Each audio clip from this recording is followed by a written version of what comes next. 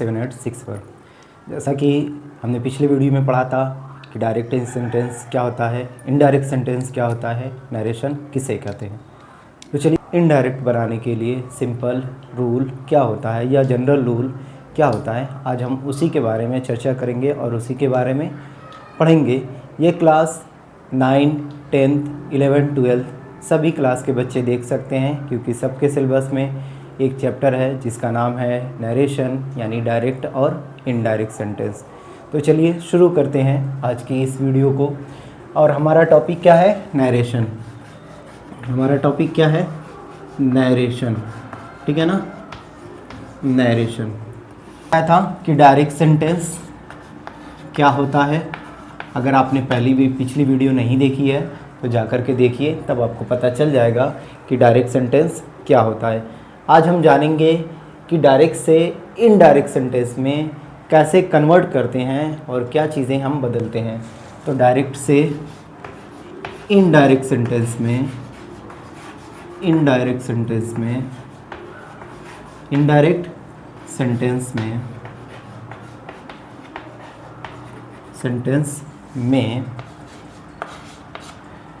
बदलने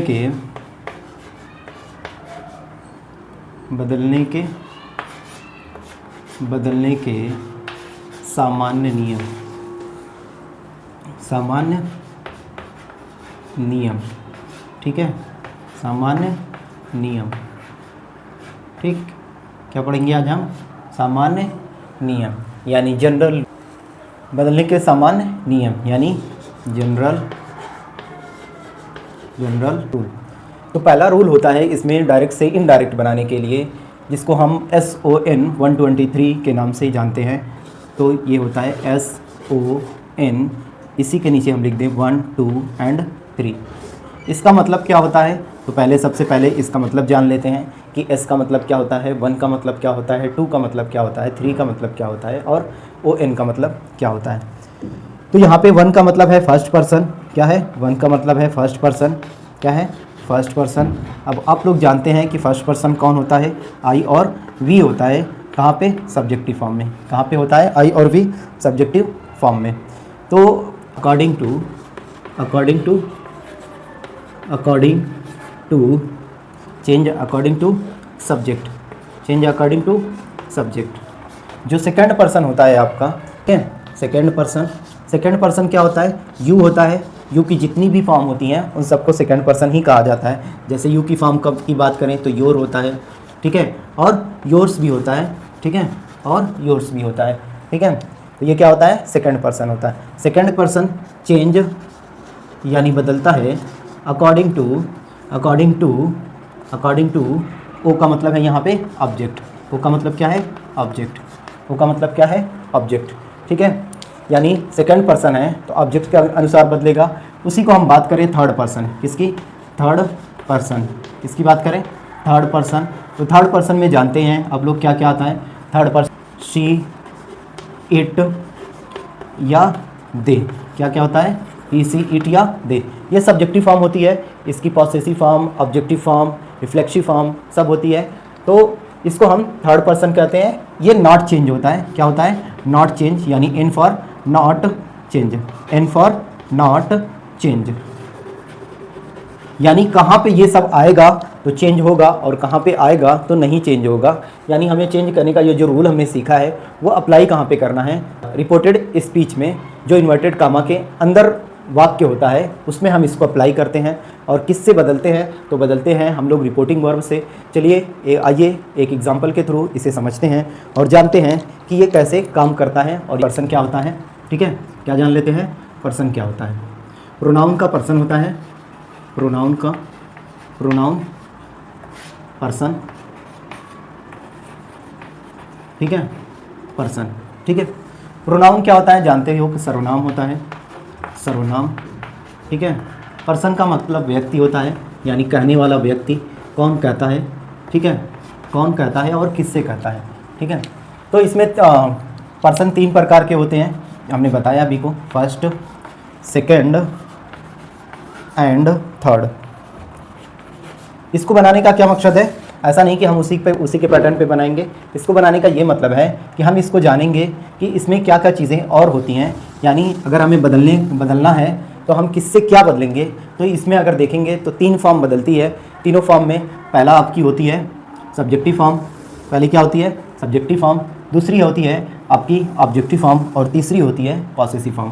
तो possessive case या फॉर्म कहा जाता है। तो फर्स्ट पर्सन में सबसे पहले हम लोग जानेंगे सब्जेक्टिव केस को। किसको जानेंगे? सब्जेक्टिव केस को। किसको जानेंगे? सब्जेक्टिव केस को, जिसको हम हिंदी में कहते हैं कर्ता कारक। क्या कहते हैं?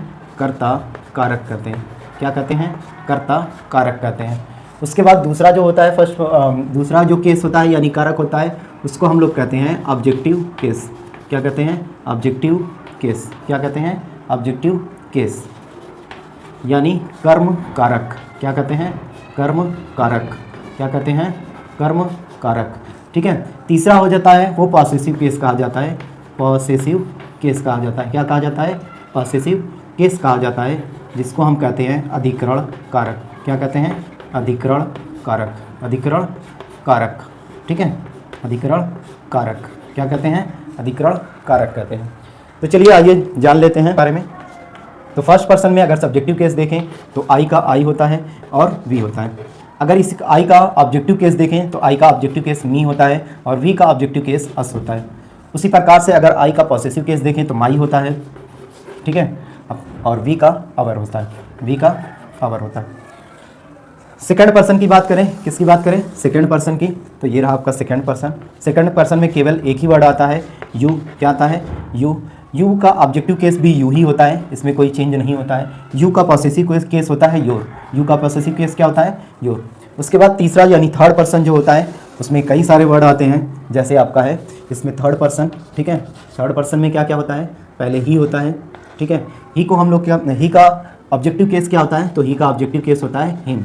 ठीक है, उसके बाद पॉसेसिव केस क्या होता है? तो ही का पॉसेसिव केस होता है हिज। उसके बाद क्या आता है? ही में, ही थर्ड पर्सन में, तो ही के बाद आता है हमारा शी। क्या आता है? शी।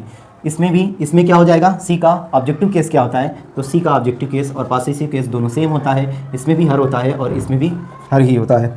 ठीक है, उसके बाद और कौन सा वर्ड आता है? तो शी के बाद आता है इट। क्या आता है? इट। इट ऑब्जेक्टिव केस में भी इट ही लिखा जाता है। ठीक है, और पॉसेसिव केस में इसको इट्स लिखा जाता है। क्या लिखा जाता है? इट्स लिखा जाता है। उसके बाद हम बात करें, इसके बाद और कौन सा वर्ड आता है? तो इसमें एक और वर्ड आता है जिसको हम कहते हैं दे। क्या कहते हैं? दे। दे यानी वे। तो दे का ऑब्जेक्टिव केस क्या होता है? तो दे का ऑब्जेक्टिव केस होता है देम। क्या होता है? देम। देम। और दे का पॉसेसिव केस क्या होता है? तो दे का पॉसेसिव केस होता है देयर। THEIR। क्या होता है? देयर। तो जब हम बदलेंगे तो अगर सब्जेक्ट को बदलते हैं तो सब्जेक्ट की ही फॉर्म लिखेंगे, ही नहीं लिखेंगे बल्कि हिज लिखेंगे। यानी जिस केस को भी बदलेंगे उसी केस को क्या करेंगे? लिखेंगे। अगर पॉसेसिव के सब्जेक्टिव केस को बदलते हैं तो सब्जेक्टिव केस वाली फॉर्म लिखेंगे, ऑब्जेक्टिव केस को बदलते हैं तो ऑब्जेक्टिव केस वाली फॉर्म लिखेंगे, और पॉसेसिव केस को बदलते हैं तो पॉसेसिव केस वाली फॉर्म लिखेंगे। ठीक है, तो चलिए अब इसको एक एग्जांपल से समझते हैं। तो और बेहतर लाइक, शेयर और सब्सक्राइब कर दीजिए। अगर आपको वीडियो अच्छा लगे तो अपनी राय दीजिए, कमेंट करिए। ठीक है, तो चलिए आज हम इसके आगे हम लोग समझते हैं कि ये सेंटेंस में कैसे चेंज होता है। यहाँ तो हमने देख लिया कि क्या क्या होता है, अब हम इसको सेंटेंस में देखेंगे कैसे चेंज होता है। केस यानी कारक जान लिया। ठीक है, अब हम इसको सेंटेंस में अप्लाई करते हैं, यानी जब हम डायरेक्ट से इनडायरेक्ट बनाते हैं, यानी डायरेक्ट सेंटेंस अगर लिखा है तो उसे इनडायरेक्ट बनाते हैं। तो क्या क्या चीज़ें चेंज करते हैं?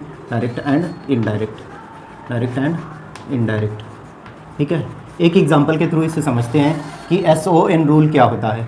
SON रूल क्या होता है? SON 1 2 3, या इसे इस प्रकार भी लिखा जाता है SON 123। ठीक है, आज इसी रूल को हम पूरी तरीके से समझ जाएंगे। आप लास्ट तक बने रहिए। आपको ये वीडियो अच्छी लगे तो लाइक भी करिए, शेयर करिए और सब्सक्राइब करिए या आने वाली वीडियो में। इसलिए आने वाली वीडियो को मिस मत करिएगा, देखते रहिए और अपना दीजिए हमें, ताकि हम और मोटिवेट हो सकें और बेहतर कंटेंट लेकर के आपके सामने आ सकें। तो चलिए इसे एक एग्जांपल के थ्रू समझते हैं कि SON रूल क्या होता है। कि SON रूल क्या होता है। तो पहले हम लोग डायरेक्ट सेंटेंस लिखेंगे। मान लो एक डायरेक्ट सेंटेंस हमने लिख दिया। ठीक है, ही सेज टू मी, फिर यहाँ पे लिखा कॉमा, डबल इन्वर्टेड कॉमा में क्या लिख दिया?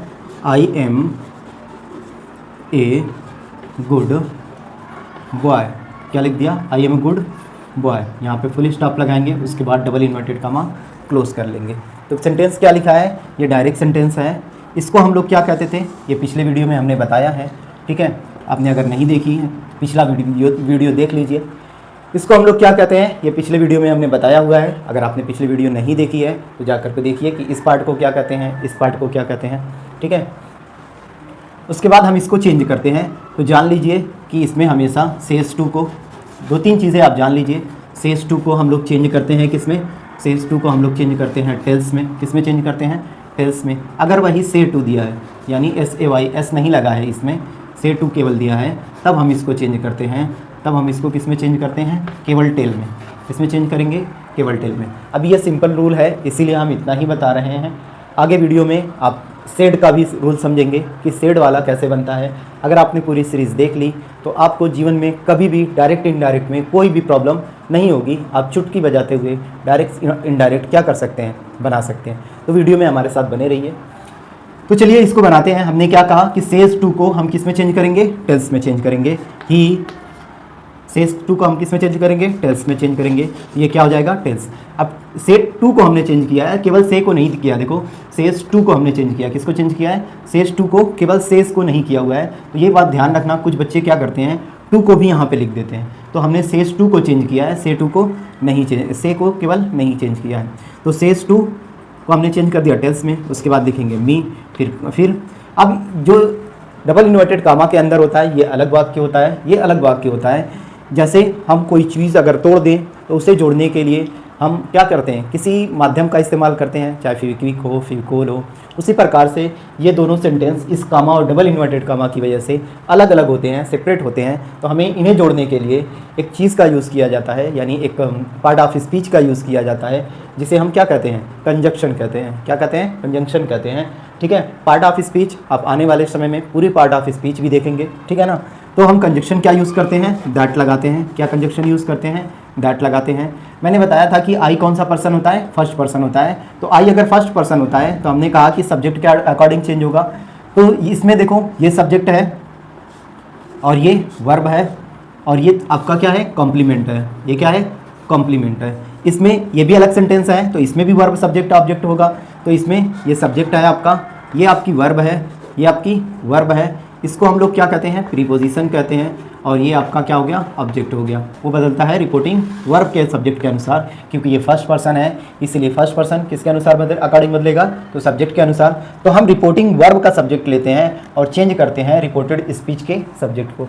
ये बात ध्यान रखना, यही बच्चे गलती करते हैं कि हम रिपोर्टेड स्पीच का जो सब्जेक्ट है उसको बदलते हैं, ना कि इसके सब्जेक्ट को। यहाँ पे कुछ भी रहता, कभी भी नहीं बदला जाता, चाहे वो यहाँ पे नाउन प्रोनाउन हो या यहाँ पे प्रोनाउन हो, ये दोनों प्रोनाउन नहीं बदलते हैं, चाहे वो ऑब्जेक्ट की जगह हो या सब्जेक्ट की जगह हो। हाँ, इसमें अगर कहीं पर भी नाउन या प्रोनाउन दिया है, यानी फर्स्ट और सेकंड पर्सन दिया है, तो हम उसको बदल देते हैं। जैसे यहाँ पे फर्स्ट पर्सन था, आई बदलेगा कहाँ से, ही से। तो ये सब्जेक्ट की जगह लिखा है आई, तो आई का, ही का भी सब्जेक्टिव फॉर्म क्या होता है, ही होता है, ठीक है। ही भी सब्जेक्टिव फॉर्म ही है, यानी आई को हमने बदल दिया ही से, ही भी सब्जेक्टिव फॉर्म है तो ही लिख लेंगे। यहाँ पे देखो ये प्रेजेंट टेंस का है, ये प्रेजेंट टेंस का है, ठीक है। किस टेंस का है, प्रेजेंट टेंस का है।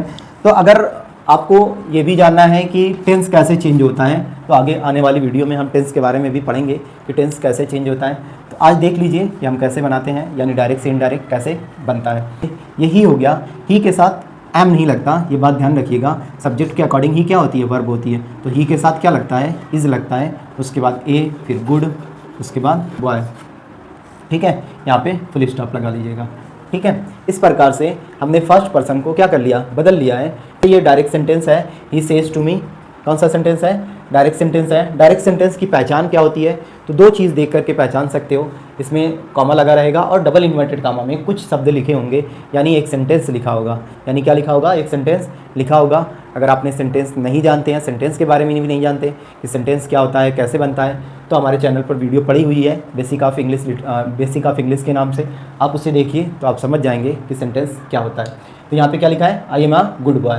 ये डबल इन्वर्टेड कॉमा के अंदर लिखा है, तो हम इसको पहचानने के लिए इनडायरेक्ट सेंटेंस में दैट लगा होता है और डायरेक्ट सेंटेंस में ये डबल इन्वर्टेड कॉमा के अंदर कुछ शब्द लिखे होते हैं, जिसे हम डायरेक्ट सेंटेंस कहते हैं। डायरेक्ट सेंटेंस में कामा और डबल इन्वर्टेड कामा के अंदर एक सेंटेंस लिखा होता है जिसे हम डायरेक्ट सेंटेंस कहते हैं। इनडायरेक्ट सेंटेंस में इन डबल इन्वर्टेड कामा को हटा दिया जाता है, इसकी जगह कोई भी कंजक्शन यूज़ किया जाता है। कंजक्शन दैट के अलावा भी यूज़ किए जाते हैं, लेकिन जब हम स्पेसिफिक रूल पढ़ेंगे यानी इसका स्पेसिफिक रूल पढ़ेंगे तब हम उसके बारे में सीखेंगे कि दैट के अलावा और कौन कौन सा कंजक्शन यूज़ किया जाता है। अभी सिंपल रूल पढ़ रहे हैं तो अभी आप इतना ही, अभी सिंपल रूल में यही आप जानिए, क्योंकि हम लोग पर्सन पढ़ रहे हैं, सब एक साथ मिक्स नहीं कर सकते, इसलिए आप बारी बारी एक एक रूल सीखते चलिए, तो आपको सीखने में भी क्या होगी, आसानी होगी। उसके बाद हम सेकंड पर्सन की बात कर लेते हैं, जो किसके अनुसार चेंज होता है, ऑब्जेक्ट के अनुसार। तो हम यहाँ पे एक सेंटेंस ले लेते हैं। मान लीजिए हमने लिखा they say to us comma double inverted comma में यू आर माई स्टूडेंट, ठीक है, यू आर माई स्टूडेंट। अब यहाँ पे कॉमा लगाएंगे, डबल इन्वर्टेड कॉमा क्लोज कर लेंगे। तो ये डायरेक्ट सेंटेंस है। कैसे पता चलता है, डबल इन्वर्टेड कॉमा में एक सेंटेंस लिखा होता है।